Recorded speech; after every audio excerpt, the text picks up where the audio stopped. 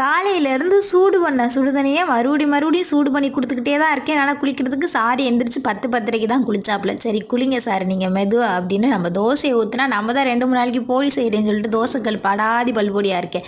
அதை சரி பண்ணி நான் தோசை ஊற்றுறதுக்கே எனக்கு போதும்னு பாதி நேரம் ஆகிப்போச்சு. எனக்கு ஒரு முட்டை தோசை போட்டுட்டு செல்வாக்கு பெப்பர் தூக்கல ஒரு ஆஃப் ஆயில் போட்டுக்கலான்னு பார்த்தா பெப்பர் ஃபுல்லாக அதில் தான் கொட்டுச்சு. சரி பரவாயில்ல உனக்கு இதே போதுண்டா அப்படின்னு கொடுத்துட்டு காலையில் உண்மையாகவே நல்ல சாப்பாடு. இப்போ சாப்பிட்டு ரொம்ப டைம் ஆயிடுச்சு.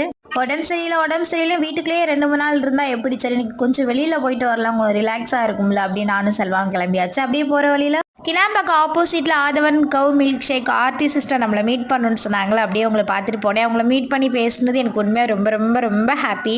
நம்ம வெளியில் போகலாம் அப்படின்னா எங்கே கிளம்ப போகிறோம்? ஊர்லேருந்து வந்ததுலேருந்து அத்தை வீட்டுக்கு போகவே இல்லையா, அதனால் இன்றைக்கி அத்தை வீட்டுக்கு தான் வந்திருக்கோம். இன்றைக்கி நம்ம ஃபேமிலியில் சஸ்வந்த், ராஜா, காவியா, கார்த்தியன், ஆரிஸ், அலிப், பிரணீதா, விஜய், ஆனந்தி அவங்களுக்கு இனிய பிறந்தநாள் நல்வாழ்த்துக்கள்.